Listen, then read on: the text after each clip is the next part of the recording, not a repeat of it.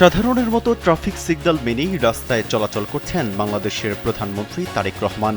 শুধু তাই নয়, ট্রাফিক জ্যামে বসে অনেকেই সেলফিও নেন তার সাথে। বাংলাদেশের রাজনৈতিক সংস্কৃতিতে দীর্ঘদিন ধরে ভিআইপি চলাচলের সময় সড়ক বন্ধ রাখার একটি প্রচলিত রীতি ছিল। তবে প্রধানমন্ত্রী তারেক রহমান চলাচলের সময় রাজধানীর ব্যস্ত সড়ক পুরোপুরি বন্ধ করা হয়নি। এক পাশ দিয়ে তার গাড়ি বহর, অন্য পাশে স্বাভাবিকভাবেই চলছে সাধারণ মানুষের যানবাহন। এতে ভোগান্তিতে পড়তে হয়নি কর্মজীবী মানুষ, রোগী ও শিক্ষার্থীদের। নিরাপত্তা বজায় রেখেই জনদুর্ভোগ কমানোর এই উদ্যোগকে অনেকে ইতিবাচক পরিবর্তন হিসেবে দেখছেন। স্যান্ডেলিনা সো, রূপচর্চায় আভিজাত্য।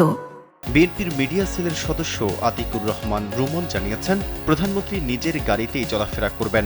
তার গাড়ি চালাবেন নিজের চালক ও নিজের ক্রয় করা জ্বালানি ব্যবহার করবেন তিনি। যানজটের কথা বিবেচনা করে প্রধানমন্ত্রীর নির্দেশে তার গাড়ি বহরের সংখ্যা কমিয়ে ফেলা হয়েছে। এতদিন প্রধানমন্ত্রীর গাড়ি বহরের সংখ্যা ছিল ১৩-১৪টি, আজ সেটি কমিয়ে 4টি করা হয়েছে।